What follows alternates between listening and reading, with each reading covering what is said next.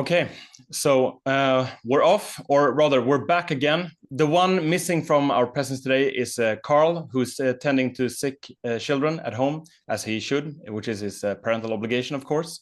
Meanwhile, we have our own parental or fraternal obligations. Great to have you all here today. Alexander Bard, Ralph Schoellhammer, Benedict Beckeld. A lot has transpired since we last spoke. I could just start by saying that the world is a totally different world compared to October 2024. The kids are running America, and Europe is increasingly looking like a retirement home run by some really demented senior citizens. That's a good starting point. I mean, the adults are nowhere to be found, to be honest about it. And it's chaotic. It's also incredibly fascinating. And I'd like to start by quoting Mao Zedong. You know, when it's chaos in society, it's great opportunities. That's where I want to start.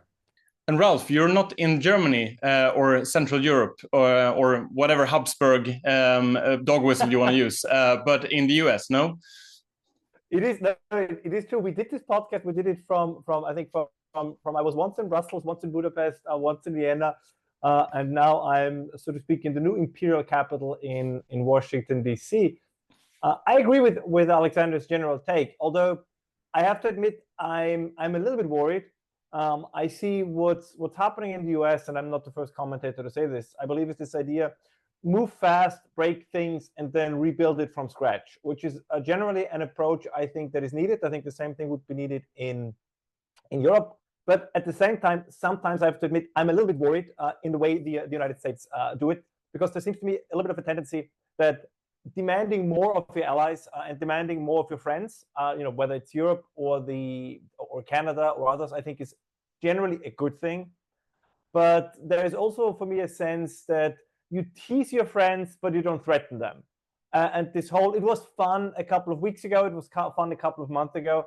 But this constant talk, for example, about Canada becoming the 51st state of the US, it's like a good joke. It's funny once, it's funny twice, it's funny three times. But if you tell the same joke the fourth time, it starts to get stale. And I think that's the case here as well, because as I said, it was funny as a punchline, but at some point, especially given that in April we have elections in Canada, I'm not sure if this is such a smart move. And there seems to be, and we can talk about this in greater detail, that sometimes the United States demand more of their friends than they demand of their enemies. And I'm not sure if this is overall a smart strategy. I have, and I'm sure you guys probably have heard of this, I recently finished a book by the historian Sean McMeekin. It's called Stalin's War. And I can recommend it to everyone. It's a fascinating book. And it shows a little bit that, for example, the United States were much harsher in their demands when it came to compensation for their support with the British than they were, for example, with the Soviet Union. The same with Mao. So there's a tendency in the United States that sometimes they underestimate their enemies and overestimate or overindulge their friends. And I'm not sure if this is a smart way to do things. So not surprisingly, I am much on the same page as Ralph. I would continue to develop that a little bit. I think overall, I'm happy with what my federal government is doing. But the concern is indeed that, and this is something that was a bigger concern, even bigger concern with Trump in his first term.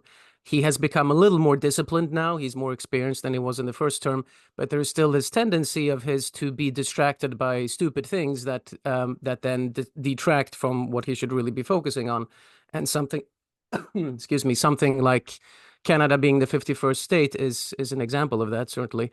I think one has to, in fairness to Trump, one has to understand, I think, Trumpian politics for what it is, which is very different from how we often traditionally think of politics. We think of politics as setting out a particular goal and then achieving that goal by various means.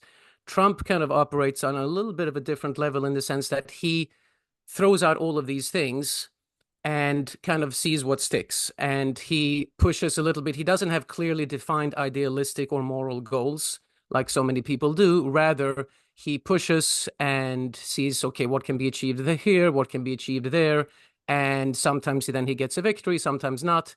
But it's a much more day-to-day kind of a politics, which often is useful because it's more pragmatic and is less captured by morally puristic goals. But on the other hand, also, yes, it does lead to a certain lack of focus sometimes, which can then endanger his more important goals. So I think that's one thing to keep in mind about him. I would also point to the bit of a split within the federal government in the United States right now. You have the Vance wing and the sort of, I might call the Marco Rubio wing of the federal government, which is the Rubio wing, which I personally prefer,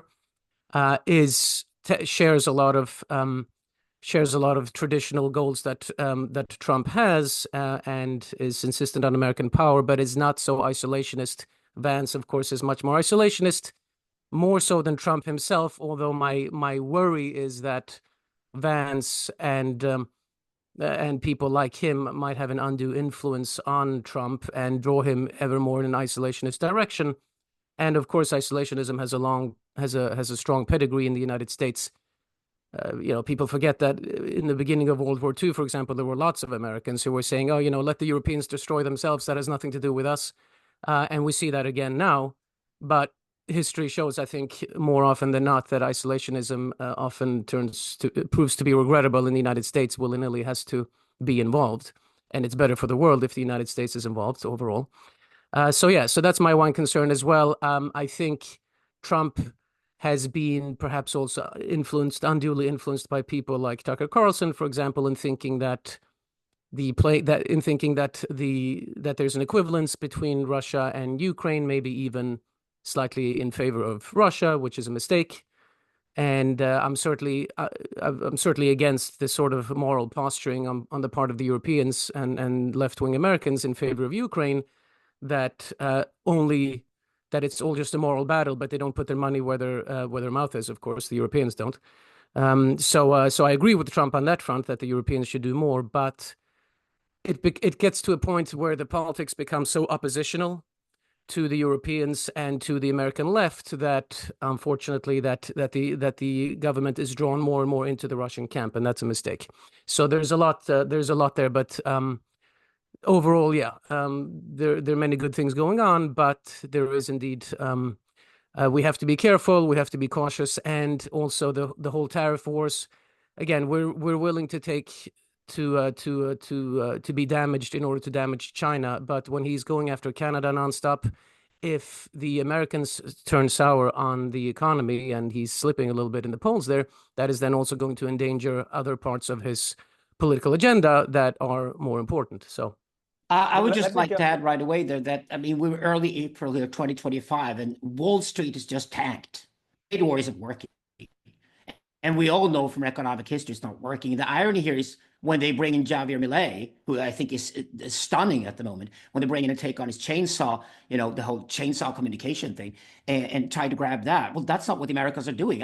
Trump is a Peronist. He's exactly what Milei is opposed to in Argentina. Milei is a free trader. So they're totally opposite sides. I think the trade war is going to kill Trump eventually. I think that's big Achilles' heel. It never worked before in economic history. It won't work this time either. And it's just a question of time before the rest of the world unites. Even Friedrich Merz speaks openly about a European defense alliance being the next thing. I'm totally for it, by the way, but that means NATO's over. And the funny thing is that we talk about Ukraine. Ukraine can never join NATO. Well, NATO will be gone in 6 months anyway. And finally, the Europeans have to wake up. The problem is, like I said, Europe is a retirement home run by senior citizens. It's incredibly frustrating. I think J.D. Vance's speech in Munich was historical, prophetic, fantastic. I think it's really about time Europe wakes up. When it comes to the Americas, I think it's totally isolation onto the Americas. The isolationism is the Americas. It's not America, it's the Americas. And I think the test balloons here are Greenland, Canada, and Panama. They don't really matter for the Americans. The real gem for Marco Rubio and Donald Trump is to turn Cuba into Florida 2.0, is to get rid of the socialist regime in Venezuela. Cuba and Venezuela are real values to Americans. The way they assume Ukraine should have a value to Europeans, the way they assume Taiwan should have a value to the Japanese. So basically the American strategy, which to me makes sense on a global perspective, is that if the Japanese don't want to protect Taiwan, why should we? If the Europeans don't want to protect Ukraine, why should we? Now, that's perfectly fine. But when it comes to the Americas, I think Marco Rubio is the winner at the end of all of this. And it's certainly going to be about toppling the governments in Cuba and Venezuela and turning them into American colonies. Those are the real gems, not Greenland or not Panama, Panama. The real gems to Marco Rubio, who is a Cuban American, is to turn Cuba into Florida 2.0 and then retire on Cuba. That makes sense to me. Then the global strategy makes sense. What does not make sense is the trade war. Musk is not part of it. Rubio's not part of it. They're all ready to take their hand from Trump if this goes down south. And I think it's going to go really, really bad because somehow Trump seems to be stuck with his Peronist ideas that he has. He's not listening to anybody. Wall Street is tanking. All the signs are there. The American economy is going into recession, and Trump just refuses to see the bigger picture. That is Trump's Achilles heel. It's the economy. I disagree a little bit with both Benedict's and Alexander's take. And if we look back at American strategy, if you want, over the last couple of decades, or even if you want over the last century, my sense is sometimes the real problem is the Americans barely ever have a strategy. And what I mean by this is I'm wondering, is Trump really the exception and the new thing, or is Trump just the old thing, just with the mask ripped off? That the Trump is authentically American in a way that previous governments were not. I mean, look at, just to give you one example, look at the war on terror, for example, as it was called, the global war on terror. Like, there was no strategy. I mean, nothing has been resolved. The Arab Spring, the best example is Afghanistan.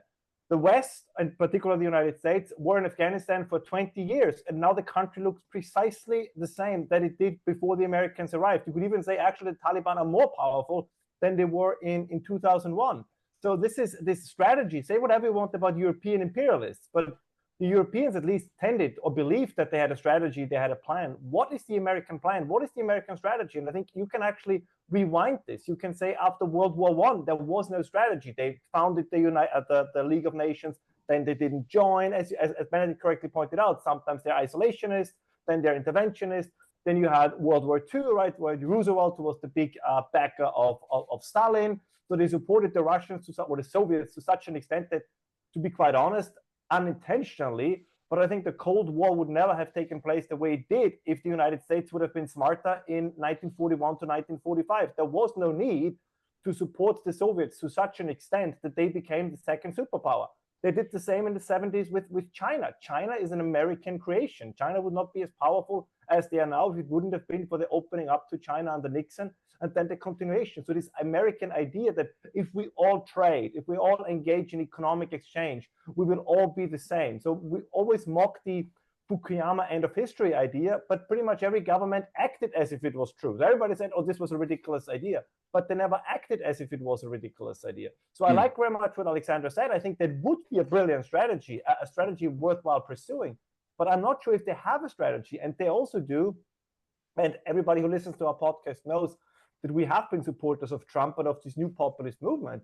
But I have to say that they, on occasion at least, they say stupid stuff, right? Like, just to give you one example, when J.D. Vance says, well, we don't care about the Suez Canal because it's 40% of European trade, but only 1% of American trade that runs through there.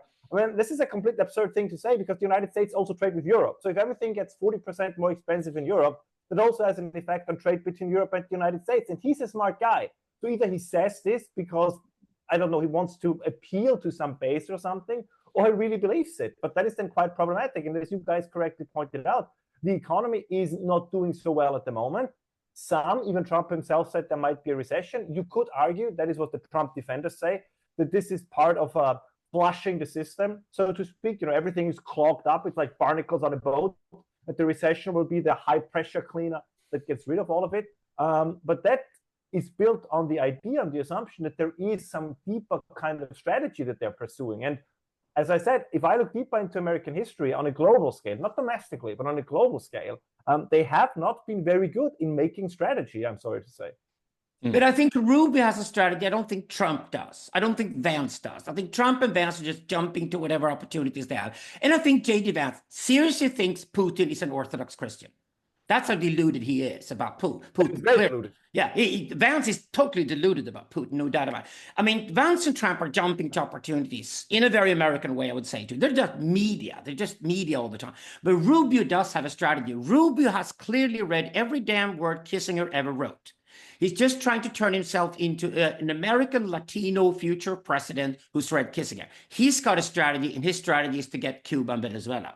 That I think is. But if Rubio gets through with his strategy or not when Trump runs the show, not the next 4 years, maybe after 2028. But I think that's the Rubio world strategy. But that's the irony. So we can actually argue, or we could argue if we want to be a little bit facetious, that the only time the United States had an actual strategic outlook was when the guy who ran foreign policy was a refugee from Germany, Henry Kissinger, who kind of understood strategy on the kind of level that Europeans, I think, have always thought about it. I think you're absolutely right, and would be very encouraging news about Rubio as well. But I think you're absolutely right. I don't think, and again, JD Vance is a smart person. I think that Trump has very good intuitions, particularly domestically. But as you said, I mean, the relationship with Russia, I gotta be quite frank, and I see it exactly the way that Benedict sees it. And as you mentioned it before, there's this idea that somehow, in a way, Putin is actually one of us, as you said, an orthodox defender of Christianity who just made an accidental decision that we now have to iron out somehow. For me, this sounds a little bit like the way Roosevelt looked at Stalin, right? They're not really an opposing force. They're just potential friends we haven't hugged enough. And exactly. A Sicilian mobster is not a Catholic. Yes. That's exactly. Putin is a Sicilian mobster. That's exactly what he is, nothing else. I mean, I know Russia so well. But about the American isolation, I like to point out that we actually totally agree. We have to remember that in 1952, after Truman, Taft was ready to win and was leading with huge margins. And finally, the guys realized Eisenhower made a phone call. It was just one phone call when Eisenhower told Taft, you must accept NATO. Taft told him to fuck off. I don't want America to be part of NATO. And then Eisenhower said, then I have to run against you. And he narrowly beat Taft in 1952. This has been going on for decades. Pat Buchanan, the 1980s, that's totally Donald Trump's policy today. So this has been going on for a long time. Donald Trump spoke in the early 1990s how he would run America in case he was president. He's doing exactly what he said in the 1990s. Pat Buchanan to me, I don't know what Benedict says, who lives in New York, but Pat Buchanan to me is what now Donald Trump is doing. And we should remember that George Bush Jr. was on the verge of going completely isolationist only a little more than 20 years ago until 9/11 happened. And once 9/11 happened, NATO was fantastic. All the allies were brought in. France, Britain, Germany should all take part in invading two massive failures, the invasions of Afghanistan and Iraq. That's what America did on a whim. So America switched with 9/11, they switched instantly, which means I always say 9/11 was really Osama bin Laden's victory. He made the West totally paranoid, made them totally obsessed with finding him and nothing else, and they spent billions of dollars losing wars. That's exactly what Osama bin Laden got that. And that's exactly why we still think Donald Trump was vastly superior to Kamala Harris winning last year.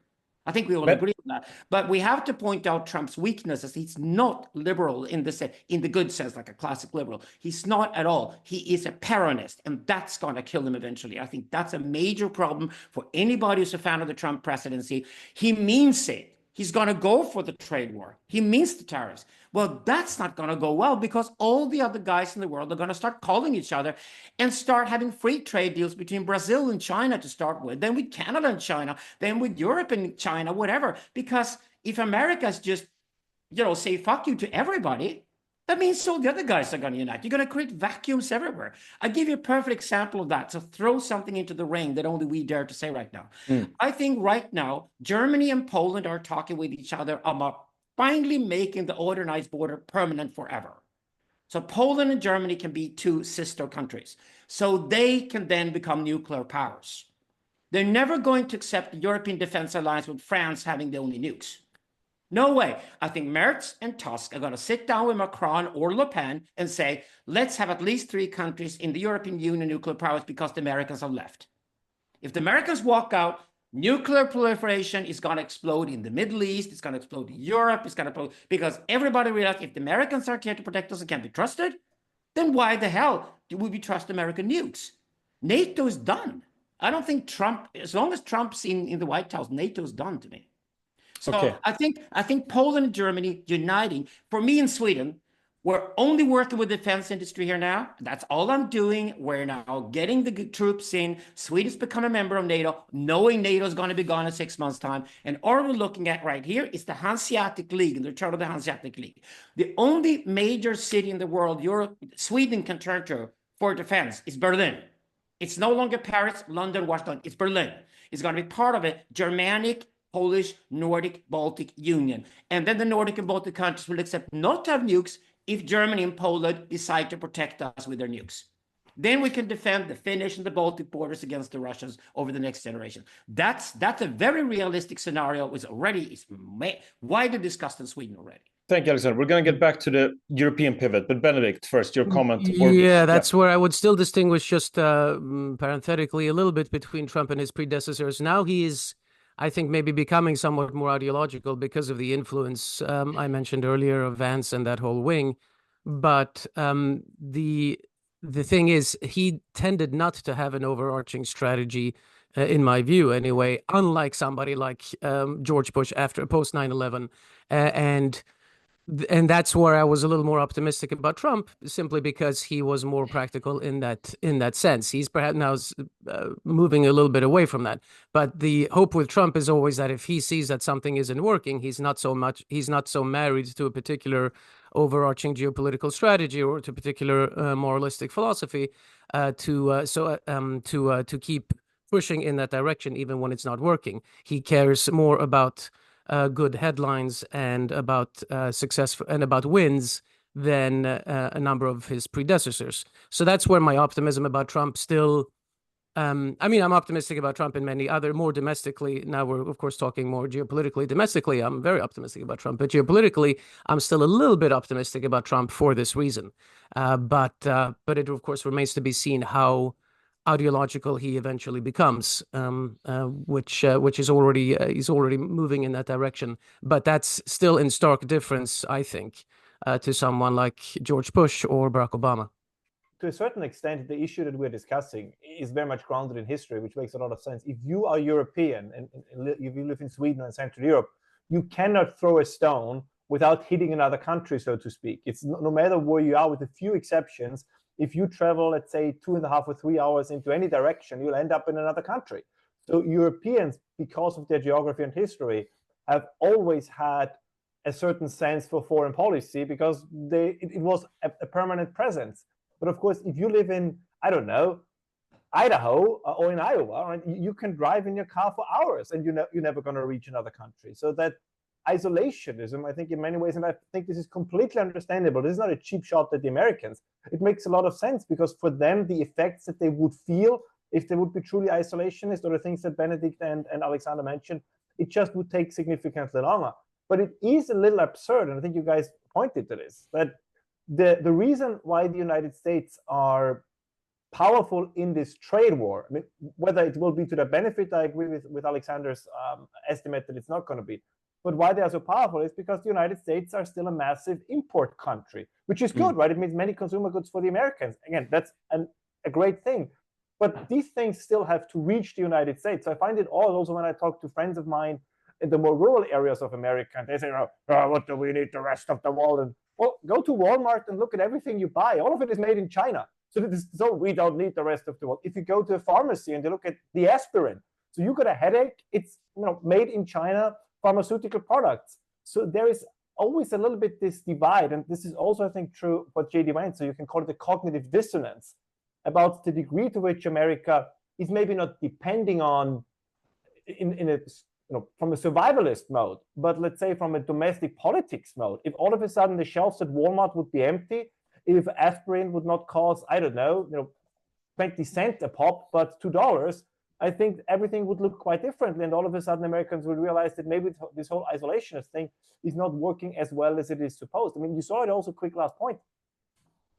When all of a sudden, I think Doug Ford in Ontario, I don't want to get the wrong governor, but I think he's in Ontario, when he said they're gonna push tariffs on Canadian electricity exports to New York. And all of a sudden they realized when Trump had tweeted, how is it possible that another country controls our electricity supply? Well, if you don't build your own nukes, if you don't build your own hydro dams, you depend on somebody else. And all of a sudden they realized, at least in the Northeast, that if the Canadians would want to, they can quite literally switch off the lights in New York.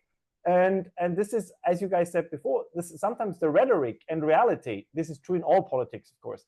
But it seems that in the United States, despite all my admiration and positive inclination towards the new administration, I think that in some areas, there's a cognitive dissonance between the potential consequences of their policies.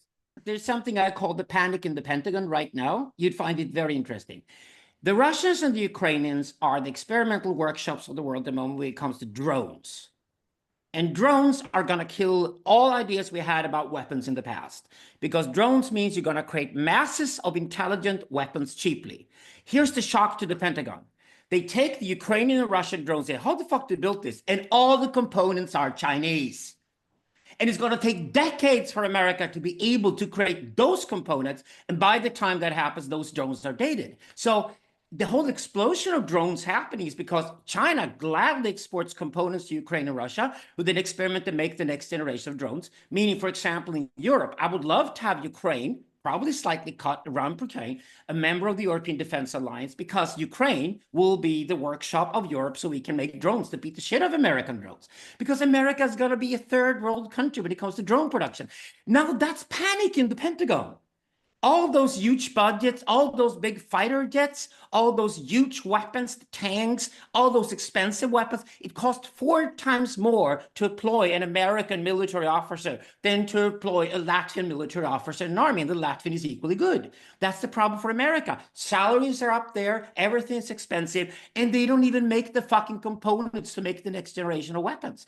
This is the panic in the Pentagon that Elon Musk and the other guys are now seeing an opportunity. That's why defense tech is super hot in Silicon Valley, because they see they're going to kill Pentagon as we know it. But that's going to take years for America to come back and be a real power again.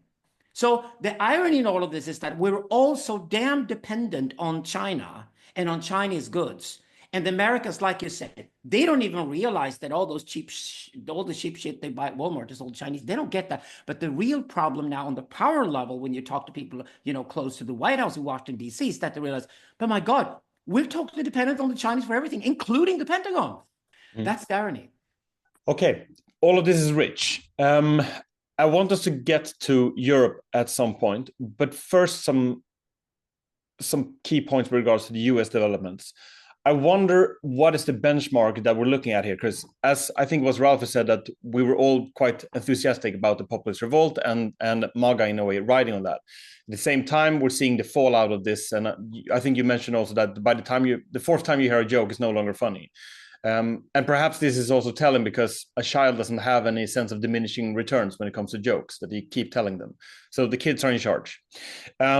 But the question that I want to provoke us with here is not just an assessment or review of the policies thus far with this new administration, but what can be hoped for when we're actually looking at the benchmark of, say, managed decline of the West, if that's what we're looking at. I get Alexander's point here that it might be that we're looking at Cuba or Pig of Base 2.0, but successful this time. And in that sense, Canada or Greenland or Gaza or Southwest Tel Aviv or whatever they're calling it these days, those are just rattlings with regards to actual expansionist plans in the home sphere. But if the larger pattern is that of Western managed decline, the US in a way leading that, wouldn't call it charge, but you see what I mean? Like, what is it that can be hoped for or assessed from this position? I'm not asking for a comparison with, obviously, with if Kamala Harris had been in charge. But given that the overall outlook on this is rather grim from a longer time perspective, then what is the actual critique that we're leveling here? My critique point is whatever we think about ideologies in the 21st century is if you have an ideology, you are a pretty good starting point to then formulate a strategy. And I would level the same criticism I used against the United States at the Europeans. Europe at the moment, whether what its role is supposed to be, how they should fulfill that role, does not have an idea, does not have an ideology. And that is one of the reasons, again, to give a concrete example. We know that simply for demographic reasons, Africa is the only place where there's still substantial population growth.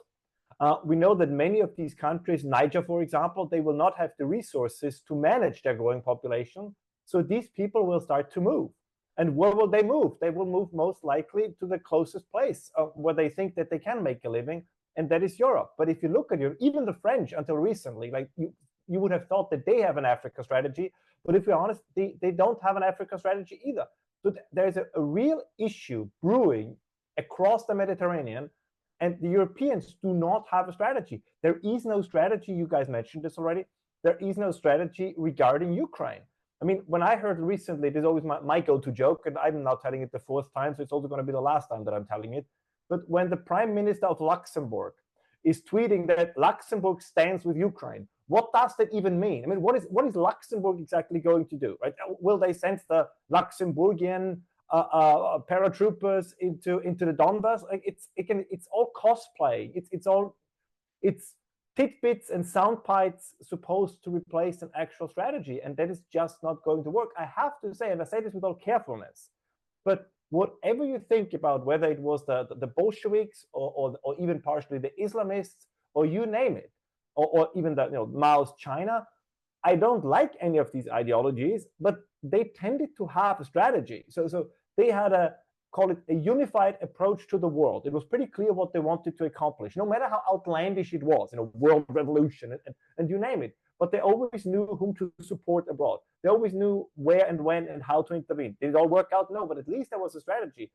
This is why they stuck around for quite long. And I think, again, political Islam is the same thing. I'm not a fan of the Islamists, but you would be hard-pressed to argue that they are weaker now than they were 20 years ago, because they have a cohesive worldview. Like when they go somewhere, they tell you what they want to do. But what does, and this is the question I pose, in addition to the provocative question, Johan, that you proposed, what is it then? What does Europe stand for? What is that? What is the ideological core of Europe that we then would project onto the world and that we would then derive our strategy from? And I don't think there is one. It is exactly as Alexandra said. It's a retirement home run by senior citizens. And what we would love the most is to be just left alone.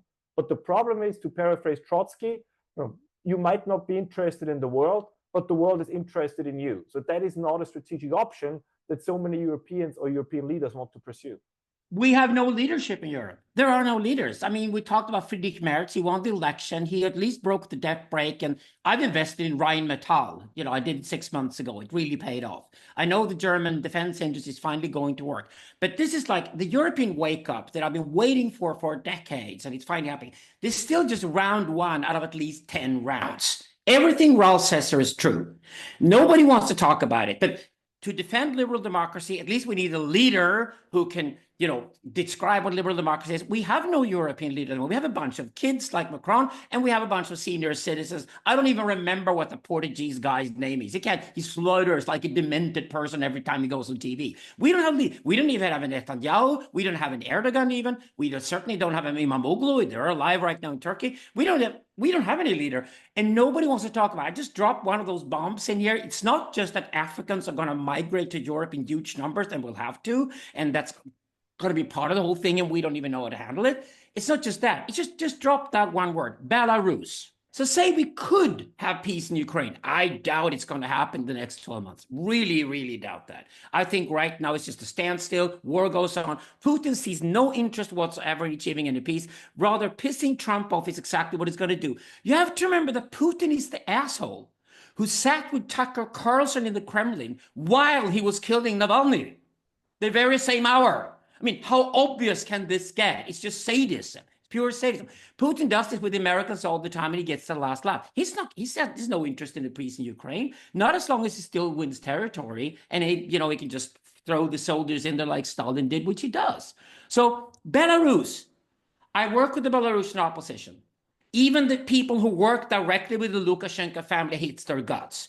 Lukashenko is more hated than Gaddafi ever was, more than Ceausescu ever was.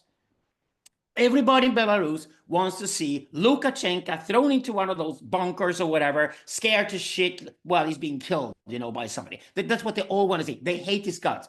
And Putin puts the entire game on this guy. It's a country of 11 million people. It's the most fertile land in all of Europe. It's where all the Jewish towns were before 1939. It has tons of history. Belarus, nobody wants to talk about it. But Ukrainians are the ones saying, listen, if we do get a peace between Ukraine and Russia, even if we lose like 25% of our territory and we never see Crimea ever again, well, even if Ukraine would be like in East Poland, be part of the European defense, we still got fucking Belarus, and nobody wants to talk about it. European leadership would be, we're going to have Belarus. We're going to make Belarus a liberal democracy because of what the Belarusian people want. They've had elections. They've clearly voted against Lukashenko. He cheated. He's a dictator. He must go. And that's going to be another one of those bricks that has to fall before Putin. A European leader would say that, but nobody steps up to even talk about Belarus. They're pretending Belarus does not exist. Again, senior citizens demented running a fucking retirement home. We're only in phase 1 of the European wake-up. There are 9 phases left. We're not even in phase 2 yet. I agree with you, but let me ask a provocative question. do we still have time for 9 additional phases? We are getting so old so quickly. So if this would be the 1920s, I would say, you know what, you're right. When the average European would be in their mid-20s, I would say you're absolutely right. This is step one of many following steps. But we are getting older and older and older and older. The average German will, in a little bit more than a generation, the average German, more or less, you know, give or take a couple of years, will be in retirement. So this is who will the young people be that are supposed to you know, navigate the drones or man the borders? Because my fear is that it's not just that we're running out of young people, that many young people will leave European countries. I think I just recently read in the German newspaper, I take it with a grain of salt, but that apparently every year 210,000 high-skilled Germans leave the country. Because if you have an effective tax rate of 52%, and it's the debt break, but that money has to come from somewhere. So I just don't think, I agree with everything you say. My only caution is that I don't think we have that time anymore. So if the European renewal, if you want to call it that, or the European wake up is going to take another generation, I think we're just going to be out of time. And So that's why, yeah, you want to come, because I want to have your comment about Israel, because they've got a birth rate of 3.5. Maybe you could bring in Israel in the whole thing. It's the only country sure. that has a birth rate over 2.0. This is also why when we talk about investing more in defense and so on, I tend to, I kind of shrug my shoulders there, because I tend to ultimately to piggyback off what Ralph was saying, that I don't think it's all that relevant ultimately. I mean, there is a demographic issue, of course, which Ralph addressed, and then to add the philosophical perspective as well. I don't know who is going to fight, who is going to use the weapons that they're investing in, not just because of the demographic issue, although that's of course also a problem, but also from a philosophical, moral issue. I don't know who is actually going to fight, who is going to go to Ukraine and fight, who in Germany or France is going to head east to fight. I don't see that happening. That's one reason why American isolationism is dangerous, and it's also why, although, of course, I do think it's good that the Europeans invest more in defense, ultimately, it takes a lot more than just investment. When it comes to Israel, well, yes. So Israel is, of course, the exception, I guess, in the or at least if in the European arena, if we were going to consider it part of the European ambit, as it were. Israel is going to, and Israel is going to continue to be that, because they have no other choice. Women breed a lot more kids when there's war. Yeah. But that's not happening in Russia and Ukraine. Right. But it's happening in Israel and Palestine. So the question here is that what kind of sexual electricity is it that the Israelis have somehow caught that Europe lacks at the moment? It's going to be the big question of the 2030s. And we have to go to anywhere in the world to actually figure out how you breed in a post-industrial society. Not going to go to Nigeria. Their birth rates are also falling. You got to go to somewhere with somebody who's figured out birth rates. The only decent birth rates in Europe besides Israel, interestingly enough, in Georgia. Yeah, they were at war with Russia, and somehow they started breeding after the war. And women have a high social status if they have kids. So the high social status for women having kids is the key here.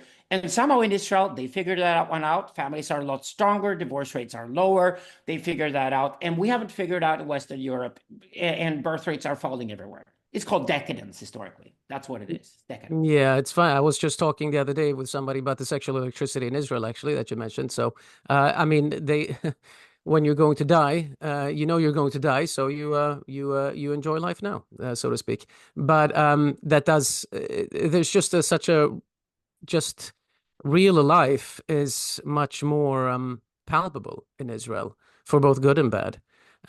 Everybody knows somebody who has died or been wounded or something in a war or a terrorist attack. There's no such thing as an Israeli family that has been completely unscathed. As long as that's the case, you're reminded of what really matters. There is no time for anything else. And I mean, it's maybe a simplistic answer, but I really think that that's what it is. That's what it comes down to ultimately. Except it hasn't happened in Ukraine, because the Ukrainian population since the 1990s has fallen with 6 million. There's 6 million fewer Ukrainians now than in the 1990s.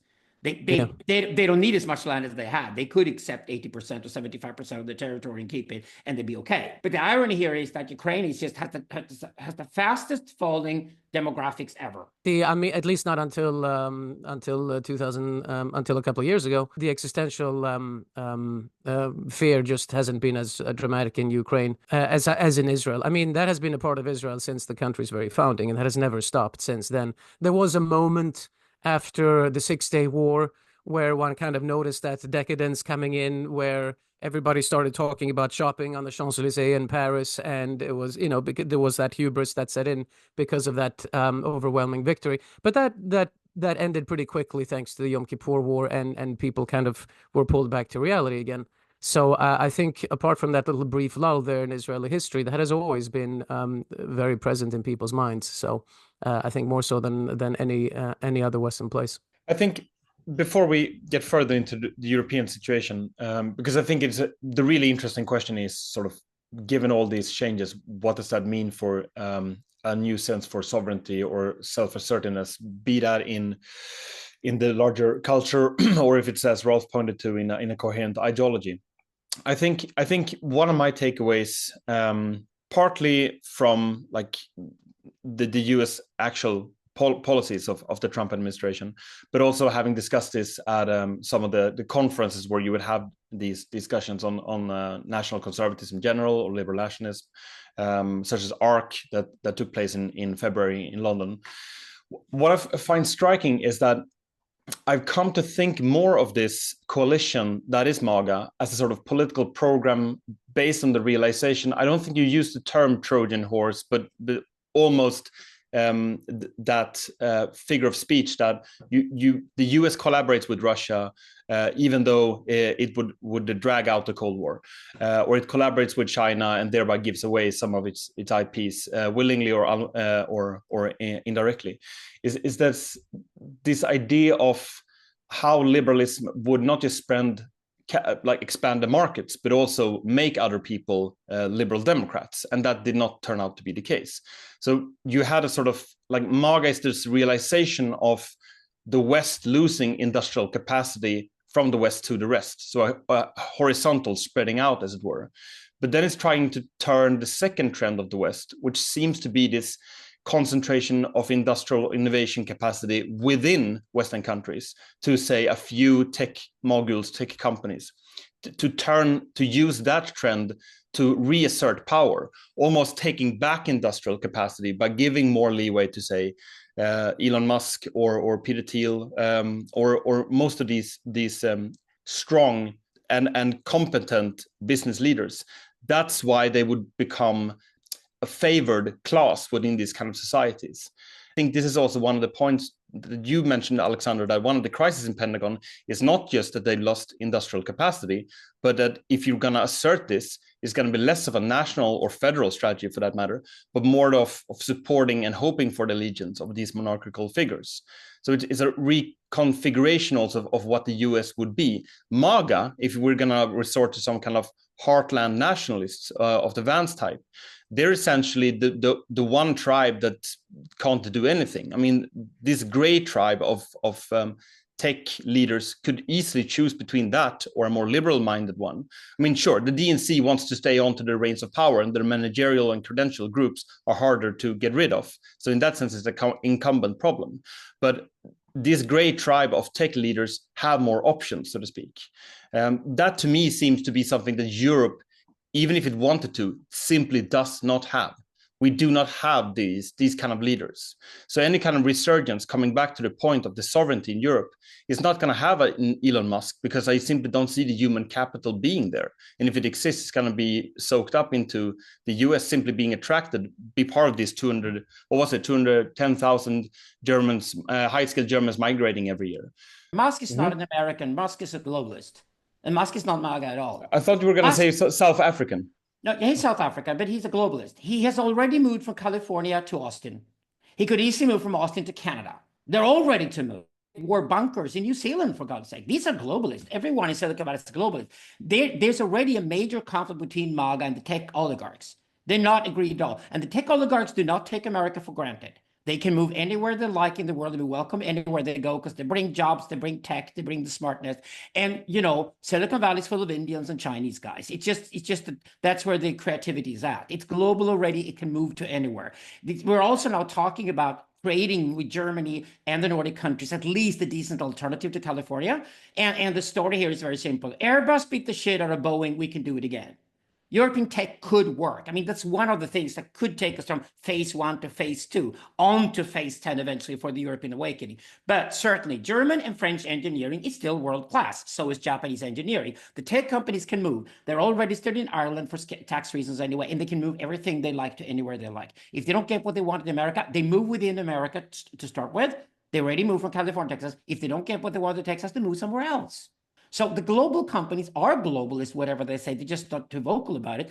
But, you know, MAGA and Elon Musk collision course. I don't see how Musk and Vance are even friends a year from now. I don't see how that's going to happen at all. So let's just think of the tech oligarchs having a self-interest. And AI works, Grok works, ChatGPT works. The amount of value creating using AI for anybody in the world right now is enormous, trickling all the way down to Ethiopian fucking peasants. So that's going to happen. It's completely independent of America. Don't mistake that. Musk is not an American. MAGA knows that. And here's the problem with MAGA. MAGA so far only works in America. It's not the European right. Maloney is not MAGA. Alice Weidel is not MAGA. They're European versions of isolationism. They're not MAGA at all. MAGA's first Achilles heel is going to be Canada. Pierre Poilievre, who I love, I think we're all huge fans of him, as much as I'm a fan of Millet. Pierre Poilievre is riding 25 points ahead of the Liberal Party in Canada as long as Trudeau was there. Trudeau resigned, like Biden did with Kamala Harris. We didn't think it would work. But you know what? Mark Carney came in. He spoke. He pointed out to Trump, we're not going to be the 51st state of America, and you have to call me prime minister instead of calling me governor. Fuck off. Otherwise, I won't even talk to you. And Trump was impressed. You know what? Carney's now in the lead, and he's going to win the Canadian election. Pierre Poilievre is the first victim of MAGA's bad judgment. They could have had a perfect ally in Canada. They could have a really strong liberal conservative president in America. Trumpism could have won the entire North American continent. They just fucked it up. They just lost Canada because they're fucking kids. Poilievre, unfortunately, he's doing his best to still win the election. And of course, he also has to take a side against Trump. But right now, this is Carney's election to lose. So that's the first victim of bad American judgment right now. They're going to lose Canada. And for all I care, Brussels is horrible. I hate the European Union for what it is now. I would love it to be something that I could be proud of. I don't mind Charlemagne at all. Sweden needs a German fucking nuclear weapon to protect us. All of that is said. But we should offer Canada membership to the European Union. It's just Trump policy. It's just like, okay, if he plays that game, we'll play the same game. Canada, you got King Charles. You know, King Charles is more popular than ever in Canada.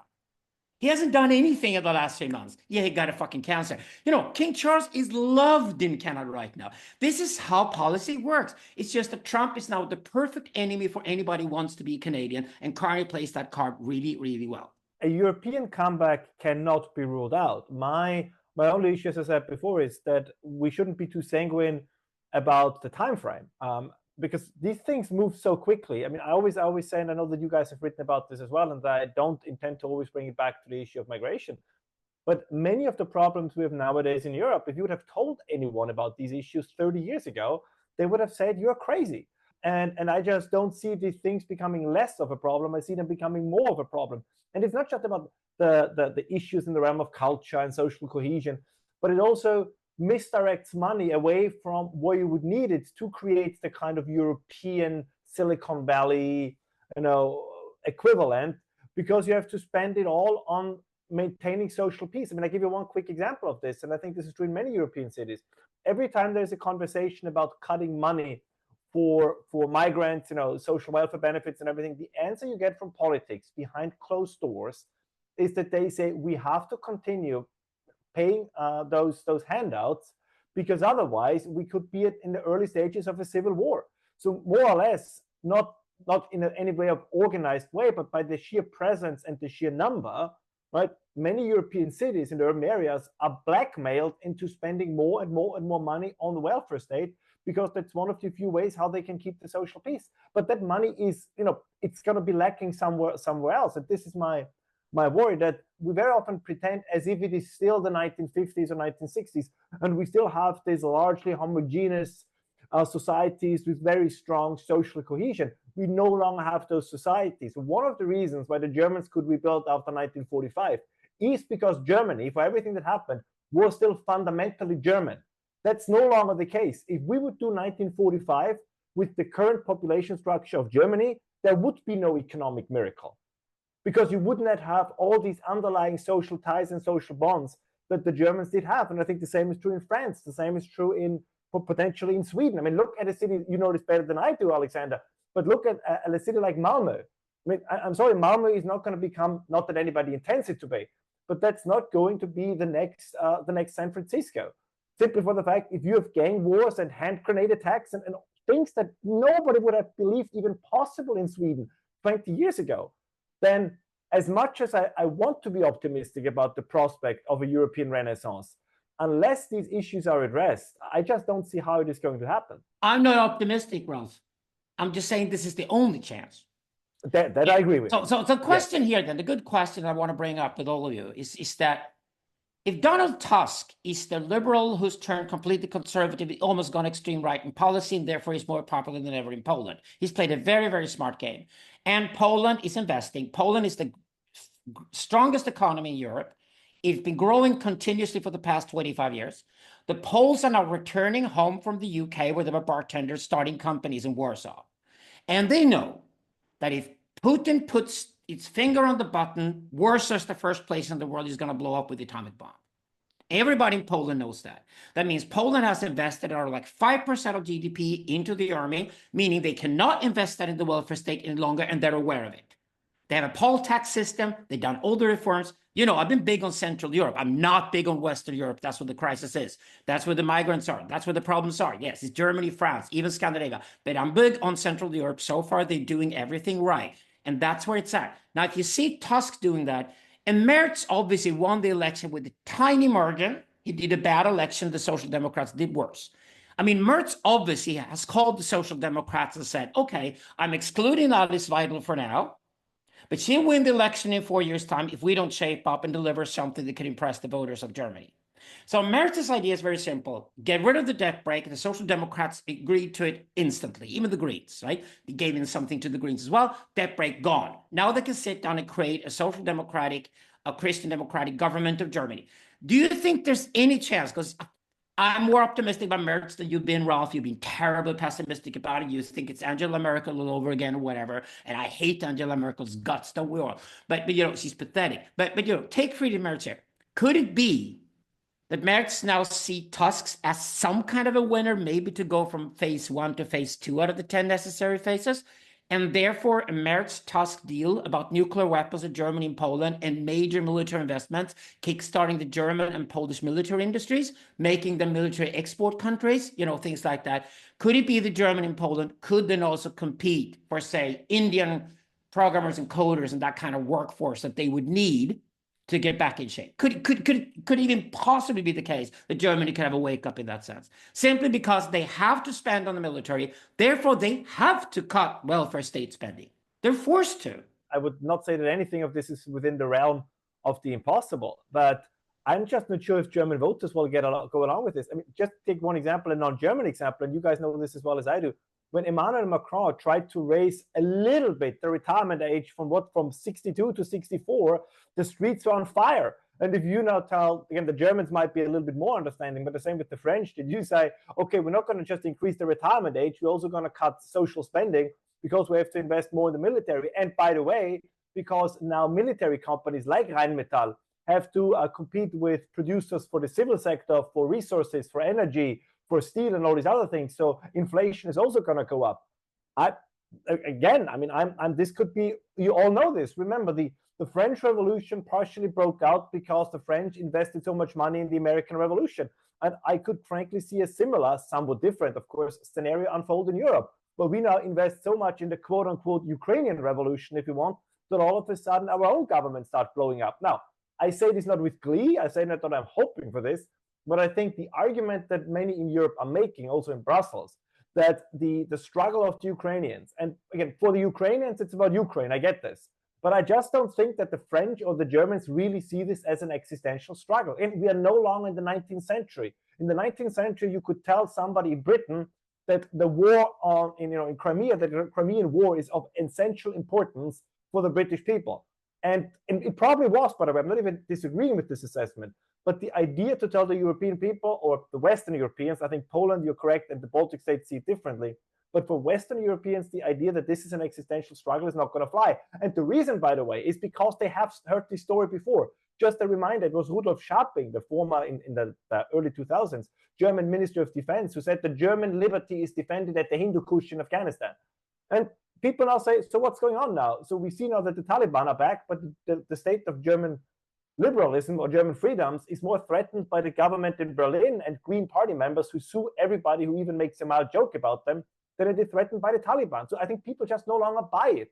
And the other last point on this, if you say there is no money for schools, there was no money for schools, there was no money for infrastructure, there is no money for this and there is no money for that, and now all of a sudden, because of Russia, there is $1 trillion that can come almost out of nowhere. I think the kind of legitimacy and credibility that, I say again, that Western European governments are losing at the moment, and the speed with which they're losing it, I think that's unprecedented in modern times, at least. I think the comparison with whether you want to pick 1848 or 1789, but I think these comparisons are not as outlandish as they were 2 or 3 years ago.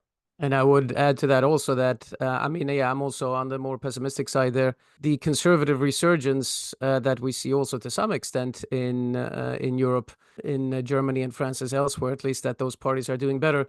There is the perception, rightly or wrongly, that the Ukraine war is a struggle of the globalists. And as that conservative resurgence continues to gain speed or to gain strength in Europe, they are in favor of such things, of course, as their own national identity. But since, again, rightly or wrongly, it is perceived as a globalist struggle through influence of MAGA also to some extent, I don't think that conservative resurgence is going to help those countries like France and Germany become more willing to assist Ukraine or to invest in defense for the sake of something that is indeed, as Ralph says, not considered an existential struggle. Here again, Europe is split. There are countries in Europe, they're totally united against Putin. They really want to make their top priority. I mean, you just go to Poland, you get that sense right away. So, and certainly the Baltic countries, speaking of being close to them here in Sweden. I mean, so that's the other voice being heard in Europe as well. And we have to remember that the sort of anti-globalist struggle in Serbia is right now failing. And there's an underlying popular opinion as well that has some kind of hope here for a liberal democracy and a Europe of liberal democracy rather than going for the strongman. But the question I want to raise then is that if Europe goes down the drain over the next 10 years, very likely goes towards something much more like anarchy and nobody pays the bills any longer, if that's going to happen, is it possible that a new type of strongmen they wouldn't even consider being eligible for voting for are now going to take the lead? Is it possible that those kind of strongmen, is that Barbella in France or whatever, but is it possible that some new young generation of real political strongmen, because frankly, to be honest about it, I lack leadership in Europe more than anything, and real leadership you could vote for, like somebody's going to be a strongman, would get very popular if we have this crisis ahead of us that, at least in France and Germany, I certainly agree with Ralph, it's about to happen. So is that a possibility? Anarchy is always just a temporary phenomenon because people long for nothing more than order. So one new kind of order is going to emerge, and it depends really on the kind of parties that you just mentioned. I think actually a lot of this will happen within the democratic process. But you see an interesting, as once again, I say this without approval. I think I mean it as a pure observation. And this is something that tends to be underestimated. If you look at the conversation, for example, about remigration, about mass deportations. I mean, this is a conversation that is picking up speed and that is even now conducted by more and more serious people. So this is no longer a fringe conversation. So do I see the possibility, let's say in Germany, in France, even in the UK, that a party comes to power that is really saying we're going to charter 25 airplanes and they're going to fly back and forth day and night for mass deportations? Unlikely 5 years ago. 10 years, 15 years down the road, I think that's absolutely possible. But then the question is, will the migrant population accept this? And I don't know if you've heard of him. His name is David Betts. He teaches strategy at King's College in London. And he wrote this article, and he was on with Louis Perry recently on a podcast, and I think he's getting some, justifiably so, some fame and some traction, because he makes the argument that if you look at the kind of criteria we apply to non-Western countries on whether or not they are on the brink of civil war, if we use that same criteria in Europe, he says we already are in the early stages of a potential civil war, and I don't think that he's wrong. And about Poland, now, I'm second to maybe only Alexander in my admiration for the Polish people, but there are 2 points I just want us to keep in mind. One is the lowest birth rate in Europe at the moment is the Polish one, with I think 1.1, a fertility rate of 1.1. So they have fewer children than anybody else. I don't know why. And the other problem, and that can change, but this is a little bit the historical take I have, is that, and this sounds mean, and I hope that our Polish listeners will forgive us, because I personally don't feel like this, but nobody really likes the Polish for various reasons. Their role as a leader in Europe, I think, is always going to have a problem. They do the same, I agree with you, but the Poles have to think, on the one hand, I believe that German-Polish rapprochement and defense union is a good thing. But it's whenever they have good terms, somebody in Poland comes up and says, "Oh, and by the way, we want 1 billion euros for reparations," and then all the goodwill is destroyed or is put on the back burner again. And there is it. And the fun part about the Poles is always they have this tendency. There is historical precedence for this, that they don't just antagonize their Western neighbor, they then also antagonize their Eastern neighbor. So if last point is about the build up to my major point. If, as you predict, Alexander, and I think you're right, that NATO is going to dissolve, that the United States retreats from Europe, then what is going to happen is that either Europe just stews in its own complacency until we more or less disappear, or that European nations will start to reassert their own national interest. And I think it's unlikely now, but for me, there is no guarantee that at some point in the next 20, 25, 30 years, there is a new quote unquote, appeasement between Russia and Germany, where they say, historically, we have divided Eastern and Central Europe up between us so many times. Since the Americans are out of Europe, they are not going to stop us. They have no interest in stopping us. So why shouldn't we do it again? And then you have the fourth or fifth partition of Poland, or whatever it is. Again, it seems super outlandish and like dystopian now, but 10, 20, 25 years down the road, is it really that impossible? If you have I was a supporter, I still am, of the AfD, but you have people within the AfD that probably would say, once we're done with the migration problem, let's take a look if the German eastern borders, you mentioned it before, Alexander, if these are the actual borders that we are willing to accept, and that actually East Prussia and Silesia and Pomerania, that these actually are German parts, and we don't care if 99% of the people who live there are Polish, because they were German first. In the same way that the Irish talk about Northern Ireland. I mean, not to make this too much of a dark humor, but this is basically Europeans being European, what you're describing. Yes, right? But that's the point. The big question, Johan, the big question we have, and I have no answer to this, is what were the last 80 years, from 1945 to 2025, was that the exception, or is that the new normal? And yes. I have no answer to this, but I think you're absolutely right, Johan, because maybe at some point, Europeans are just going to be European again, and we say, man, those were different times, but now we're back to the way how it has always been. Sorry, Alexander, did you want to? Yeah, I mean, you can take the perfect example. Do you know Transcarpathia? Yes. You guys know. But explain it to our American listeners. Okay, so Transcarpathia is this part of Western Ukraine today that Stalin took from the Slovaks formerly after 1945, but it's historically Hungarian Jewish country. So it's like really fertile. The city of Usher has the biggest car factories in Europe. It's like really, it's the most profitable part of Ukraine to begin with. And of course, there's a good reason why Orban wants to make a deal with Putin. Peter Magyar now opposing him. So Peter Magyar is the Imamoglu of Hungary at the moment. But basically the idea is that Transcarpathia should be Hungarian. And we would get Transcarpathia as a prize for us Hungarians if we just allowed Putin to do his thing in Ukraine, because Ukraine shouldn't be a country in the first place. So that's a popular discourse in Hungary. Poland, of course, is not it's not with that at all. Poland does have a discourse on being scared of being partitioned all over again. That discourse is everywhere in Polish culture today. It's talked about constantly. How do we make sure that Warsaw isn't bombed by the Russian nuke? How do we make sure that Poland can keep its borders with Germany? How do we make sure that Poland is still there? And that discourse is the kind of discourse that also then goes to the next interesting point, which is like, maybe it serves us that Ukraine shrinks. So Ukraine could really serve as an Eastern Poland that we could control. Because if Ukraine is too big and too powerful and too wealthy, and this is why Polish peasants are afraid of Ukrainian peasants, because if Ukraine gets to sell its grain into Europe cheaply, then the Polish farmers go bankrupt.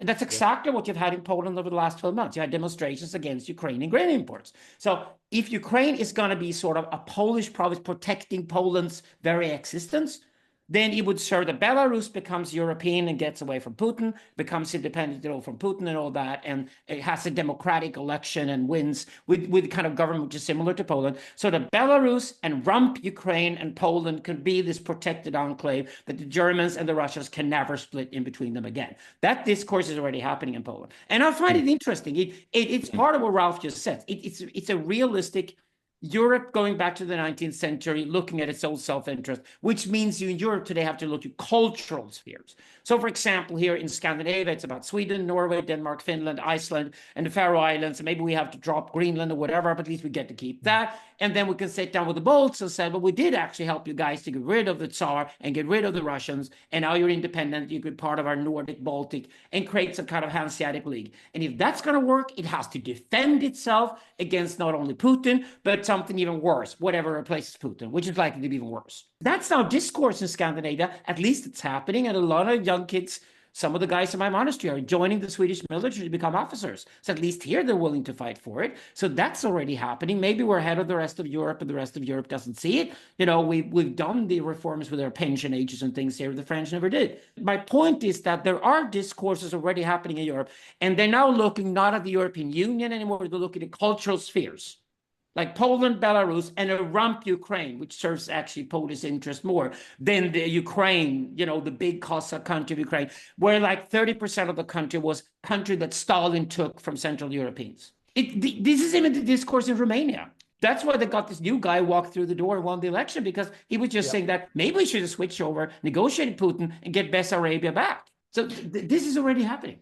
No, so this point, of course, if you're in Poland and then hearing us discuss, well, maybe we should go back to another partition, that would be considered offensive by them. But I think there's something to be said that the kind of instinct that would be required for European to assert sovereignty kind of comes back to these older ways of dealing with your own territory from the logic of that territory. That Sweden would look at, say, the island of Åland and say to Finland, well, that belongs to us now. And Estonia, you should be renamed Kurland and join the empire, like in the olden days. Like this kind of almost instinctive reaction of asserting your territory is more akin to the kind of leadership, coming back to Alexander's question of the kind of different kind of strongman in Europe, or from the cesspool from which that kind of figure would emerge, rather than this kind of Brusselite, one-piece female leader who would then go about treating Putin as if he was a girl who had misbehaved in high school and thereby have to suffer social ostracizing, because clearly that doesn't work in the real world of real politics. And I think this comes back to, Alexander, you mentioned Hungary, that questions going from stage 1, 2, 3, depending on which one we're talking about here in the European self-assertion or sovereignty movement, would be basically choosing between a tale of two cities, Brussels or Budapest. That is, do you make these large cases for, say, green transition or rearmament? Or would you have some kind of more fickle reorientation towards connectivity, making and bartering deals with Russia, or be that Belt and Road initiatives with China? I think they recently opened up a harbor through Croatia, or maybe it's Trieste.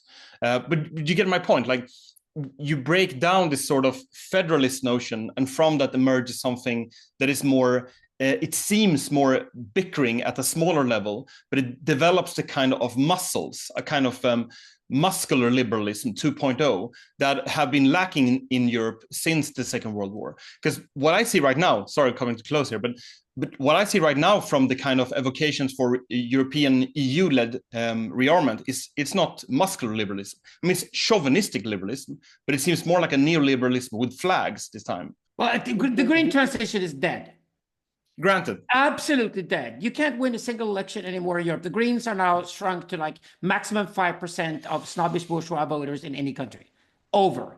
Welfare state is now threatened. That means welfare state goes before green transition anytime in Europe. That's definitely the case. We're just going to pretend green transition is not important to us any longer, and then we're going to blame it on the Americans, and it's over and done with. The North Vault bankruptcy is prophetic. It's just the beginning of the end of the green transition. It's got to be massively costly, over and done with, because money has to be spent on defense. So defense is now top, and then defense is going to fight welfare state. And what Ralph and I are arguing about here is basically, will welfare state or defense win in the elections in, say, France or Germany in the next 10 years? Which, in that case, if Europe goes welfare state and drops defense, that would be disastrous. But green transition over and done with. You can forget that. Nobody's even talking about it anymore. You don't want to touch it. It's end of career to be close to it. So the Greens are over, definitely.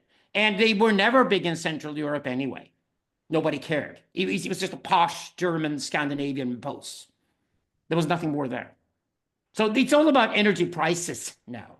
Energy delivery and energy price. Security of energy and the low cost of energy is what defense industry are saying. Then everybody's going to fall in line and say, let's have cheaper energy, no matter how we build it, whatever. But the European crisis fundamentally, in its existential sense, is not about Putin or Trump or anything. It's about the birth rates and it's about migration. Here, I think I agree strongly with Ralph. And that's what voters are concerned with. They're going to be more and more, especially masked male voters, are going to be more and more concerned with the existential question. The big thing in Europe for the 2030s is demographic crisis. Right now, women are giving birth to children alone without men. In Sweden, it's the next big trend here. And at least increases the birth rates. Anything that increases the birth rate and anything, any penny that can be added to defense budget right now are the two things that Europe is going for. The question is basically, how strong is Merz? Is he totally weak? Is this, you know, Alice Weidel sitting there saying in 4 years' time, I'm going to take over. I'm just going to wait for Merz to fall.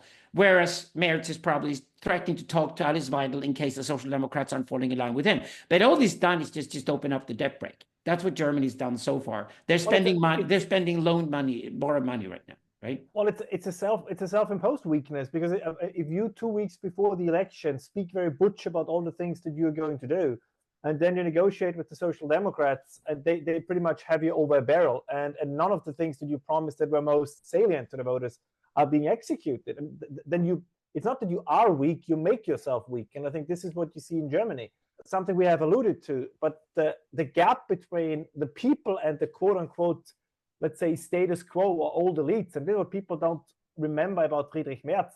He's not a new figure. I mean, he has been around for almost 30 years. I think his first book, post-politics book, was published in 1999.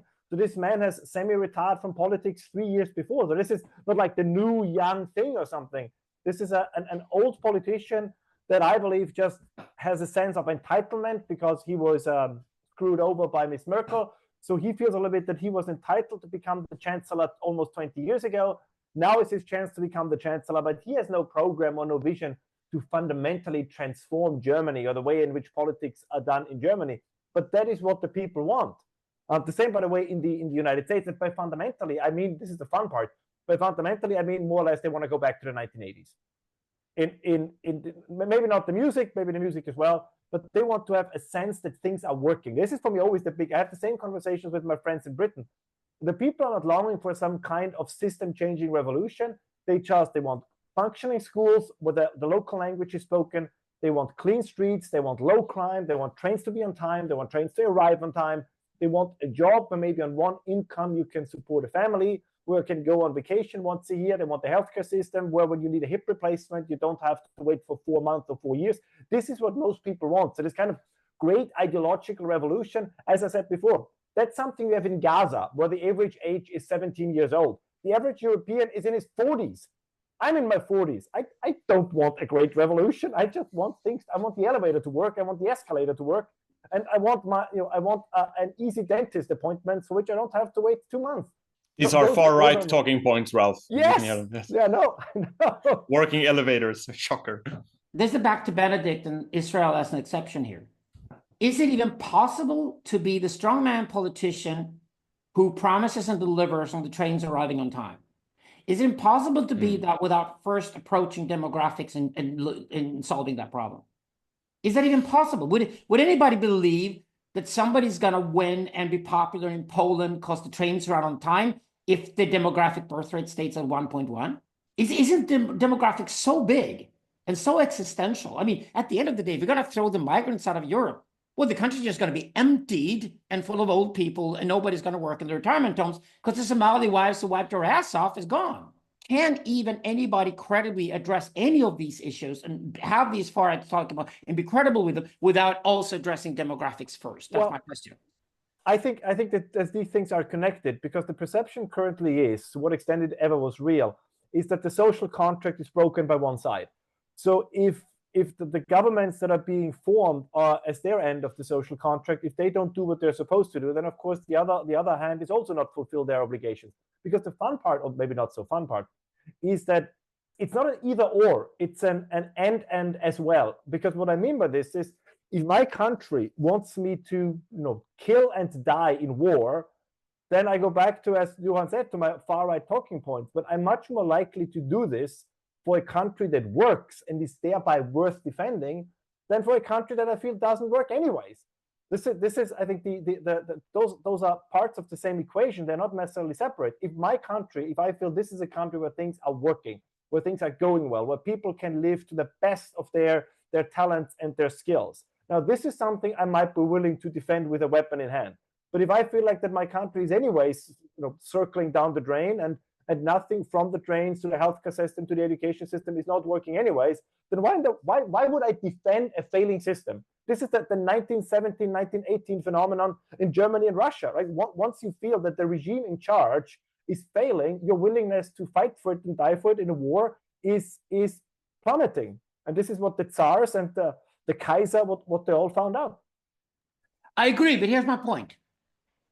In that package of a functioning country that I'm willing to defend, would I defend a country with a 1.1 birth rate? He's talking about cause and effect here. We're assuming that birth rates are increasing if there's war and something existential is going on. I mean, Benedict addressed it here. Israel is like, after the Six-Day War decadence, 1970 is overdone with, Israel's been constantly threatened, therefore Israel has high birth rates. So, but what if the cause and effect is the other one around? What if it is the fact that women of high social status give birth to children? That makes me as a man pre-programmed to then being willing to defend my country. What if I will not defend the country precisely when women are so decadent they don't want to give birth to children? What if that is the question? That's what I'm asking. I'm just asking. Benedict might have an opinion on it. He has this sort of Jewish experience here. And I'm just saying that what if the cause to the effect is that women give birth to children and are happy to do it? And that's the effect, is that men are then willing to defend their country. Well, I think in Israel, it's not only the existential threat, although that's the main thing. I mean, but there is also a stronger religious component, simply an emphasis on families for that reason. And that's, of course, what the Israeli left is finding so difficult to accept, namely that the political right, which is not exclusively, but certainly more religious than the left, simply reproduces at a much greater rate. The big Hasidic families in Jerusalem reproduce much more quickly than the single moms in Tel Aviv. But in terms of, I think the elephant in the room is really the growing Islamic population in Europe, which will continue, or in Central and Western Europe, which will continue to prop up the welfare state. I mean, the Islamic population is dependent on the welfare state, and I think it's going to be very difficult to get rid of the welfare state also for that reason, or to lower it for that reason. When it comes to the conservative resurgence, to touch a little bit upon what Ralph mentioned there is a touch of reactionary oikophobia, as I would call it, in the sense that the conservative resurgence, they're looking at their country, at what their country has become, and they're asking themselves, well, why would I fight and die for this? So I think both the growing Islamic population and the reaction against the growing Islamic population, which is the resurgent conservative element, both of them would be, for their own separate reasons, but both of them would be unwilling to fight for their countries. So that's why that's another reason why I'm not sanguine about Europe's prospects in that regard. This is where I go deeply pessimistic about Europe. All of this boils down to the fact that without a major religious survival, Europe is done. The secular system doesn't work. It doesn't work in Korea and Japan either. Birth rates are falling everywhere. You go secular, falling birth rates. In Poland, 90% of the population went to church 40 years ago. Today, 40% of the population go to church on a regular basis. Among the under 25s, it's 2%. Poland is going increasingly secular. That's why birth rates are falling down. Okay, and here's why I'm pessimistic. I don't think Christianity is up to it. my only hope left is paganism, a return of some kind of paganism. That's my only hope left for Europe. We're boiling it down onto the real issue, which is demographics. And in a functioning society, trains running on time, it's not of interest unless women give birth to children. Because the ultimate way we biologically are pre-programmed to see that a society works is that women are proud of giving birth to children. If that doesn't work, then everything else, we don't care about trains running on time if women don't want to give birth to children. Because we're basically so decadent, we're going down the drain and we're dying out. So that dying out thing, the only way to address that, you got Islamism, which is a religious, you got the oikophobia, which is also a religious movement. It's called ideology, but it's a religious movement. All these enemies we have against Europe right now are religious. And if they are religious, then Europe has to go religious. And right now, Catholicism down the drain, depending on who the next pope is. But if it's another Jesuit, it's done. Protestantism in Sweden, dead. Nobody goes to church in this country. Mosques are full on Fridays. Churches are empty. There are already more Muslims in Sweden than there are Christians. Nobody's practicing Christianity. Everybody wants a secular burial. Everybody wants a secular funeral, wedding, whatever. Nobody wants to have anything to do with Christianity anymore. There's no credibility to it.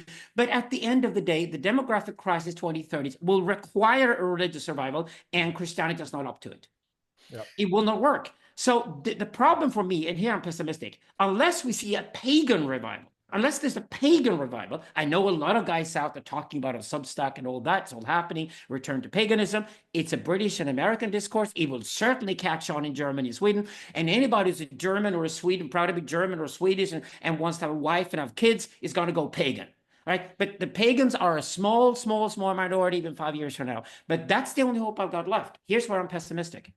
In this pagan revival, my concern about the pagan revival is that in most cases, there will be exceptions, but it strikes me as being cosplaying most of the time. The people who are into the pagan revival don't really mean it in so many instances, again, with exceptions, but in so many instances, it becomes almost purely reactionary. And if it's purely reactionary, it's not going to survive on its own for very long. It has to embrace a positive vision more strongly than it currently does. That is to say, it's more anti-Christian and anti-globalist and so on than it is pro-something. Otherwise, I mean, I agree that the pagan revival could be useful, but for that reason, I'm just not very... Let's put it this way. We've got a test for you, test case. Who signs up to serve in the army, which means you could die for your country? Is it a pagan, is it a Christian, or is it a secular guy? That's got to be the answer to the question. We can keep it open. We don't have to decide that today or even speculate on it. But whoever signs up to defend Sweden in the future and is willing to die for his country is probably also has arranged a marriage with a wife who wants to have 3 children with him. We need to look for those guys. We need to lead or promote those guys. We need that in Europe. We need to boil it down to that wire question to have the answer now in 2025, which is going to be the big debate in the 2030s. It has to arrive there because otherwise Europe is doomed. It goes into decline, it's dying out. And is ready for invasion by anybody who wants it. That's where Europe's going to end up in 2040. So I'd say whoever signs up to be willing to kill himself with the army, because in Russia, it's totally Sicilian. You sign up to the army, you had a bad background, a bad chance in life, you became a fucking addict or whatever, you sign up to the army, you know you're probably going to die, but at least your mother's going to get a big paycheck from Putin, which is exactly what's ruining Russia at the moment. But that's how the Russian system works. They're paying for soldiers to die on the battlefield. That won't work in Europe. So we can't copy the Russian model here. So we have to come up with another model. And then the question is, whoever comes through the door and delivers an ideology, a set of ideas that makes men want to marry women, have 3 kids and a family, and then go and die for the country. Whoever does that's going to win. Because the next leader we will pick and say, 10 years from now, the leaders will pick in Europe will all be sort of those type of guys. They're the only ones who could be around 10 years from now that have any credibility to solve the problems we're stuck with. I think it's a great way because that also will be a nice segue for the next time we meet. I agree with both Benedict and Alexander. I think something new is needed. I think Alexander is right, but I also share Benedict's fear that a lot of this is reactionary. And if it's solely reactionary, it's not really, for lack of a better term, it's not really authentic. You see this a little bit, I would argue, and I had a conversation with my girlfriend about this yesterday, is that there's a lot of cosplaying also going on the right? You have, with James Lindsay and others, you have Christian nationalism and neoconservative. I'm sure that some of this is genuine, but a lot of it seems, to use the same term that Benedict used, it seems a little bit like cosplaying. It's a search for an identity, but of course we have grown decadent. So you want a new identity, you want to feel like it's something you're willing or ready to sacrifice for. But of course, it's also very difficult to give up the comfortable lifestyle you got used to. So the kind of authentic new identity, whether it's in Christian, pagan, Muslim, whatever it is, I think that's really, really going to be a very difficult search.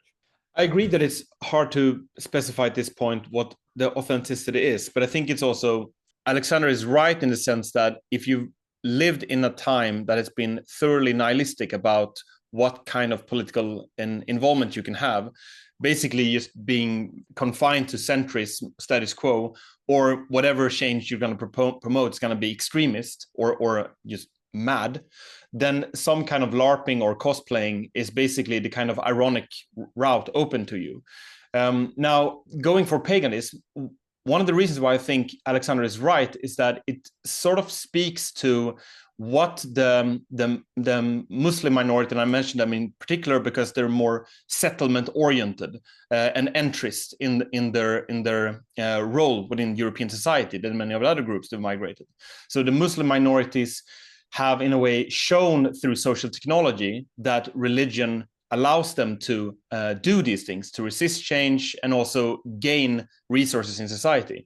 Now, it's actually quite poetic that we thought that we would change them with our social technology of liberal ideology. But then it turns out that they are inoculated to that. So it's actually the other way around, that the Europeans would need to be inspired by this settlement culture of the Muslim minorities. And in that regard, I think paganism is useful because it speaks to one, the subsidiarity principle. That is something that you do in a very specific place. Paganism could basically be the god of one. So that I think why it allows someone who is thoroughly nihilistic and ironic to become a pagan, but it's also authentic in the sense that you are wherever you happen to be. And perhaps this is the one cultural trait that has been available to Europeans, obviously for historical reasons confined to the margins, but in terms of just moving the soil around to get new oxygen in, I would not be surprised to see more of this in the very near future, actually. Two things there. Authentic to whom? Authentic to them, not us.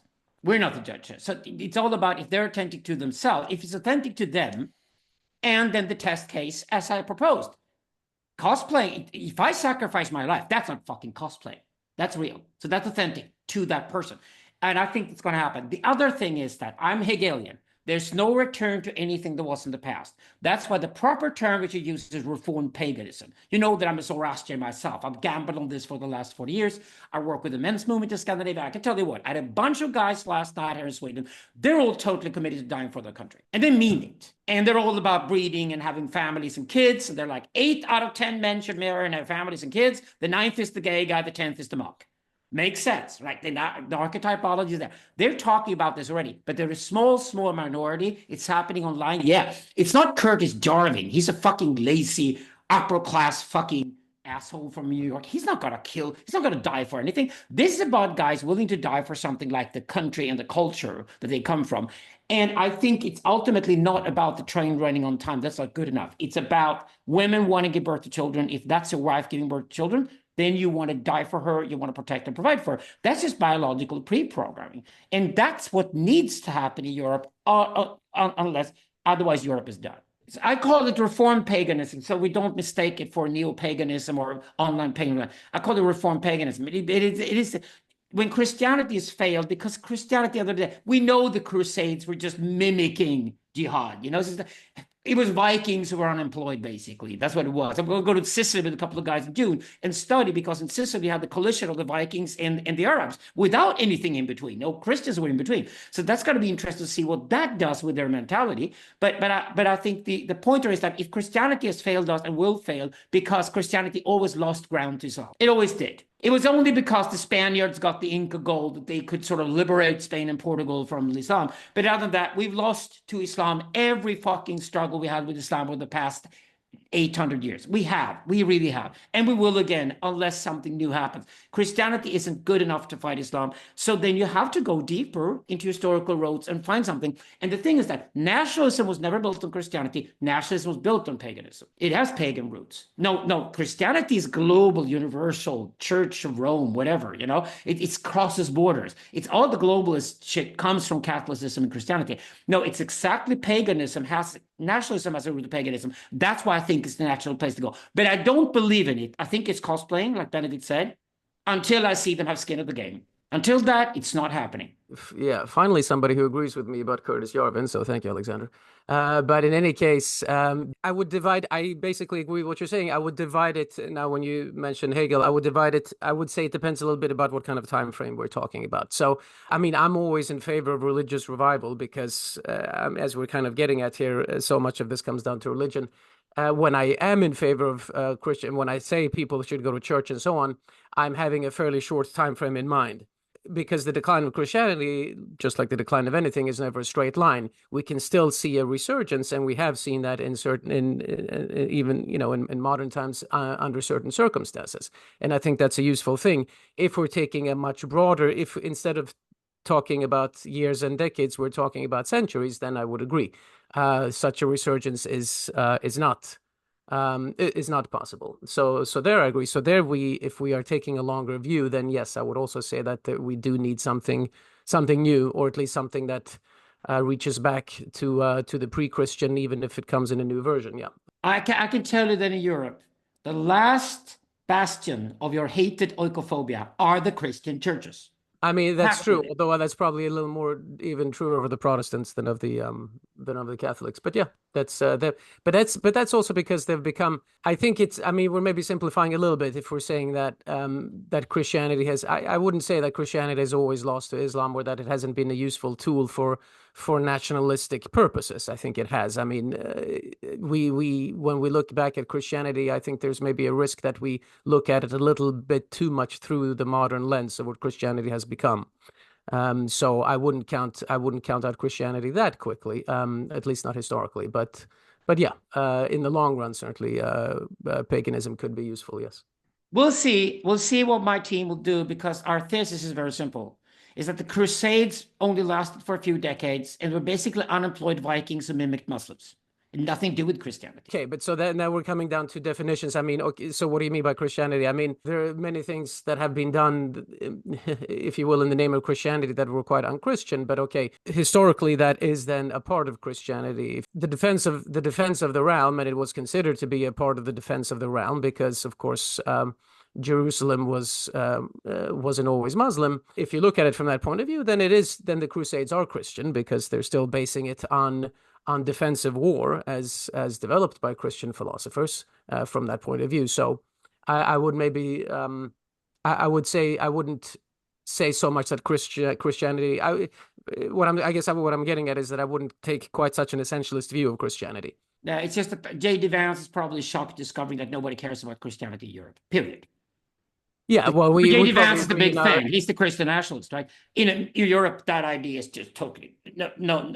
It's much more likely that the French will agree on hiding the pension age with 5 years than that. That I agree with that. Yeah, it's just the most unthinkable thing to happen in Europe. We'll see whoever gets the skin of the game, whoever's willing to die for his country and breed with women. That's the only solution to Europe. And to me, it looks like having this discussion with you guys, I'm totally convinced of it. I'm the pessimist, saying that I don't see the religious revival coming. It has to come, and it's not going to be Christian. So whatever that's going to be, it's going to be something entirely different. Gentlemen, brothers, or bröter, we're going to be pagan. Thank you so much for today's session.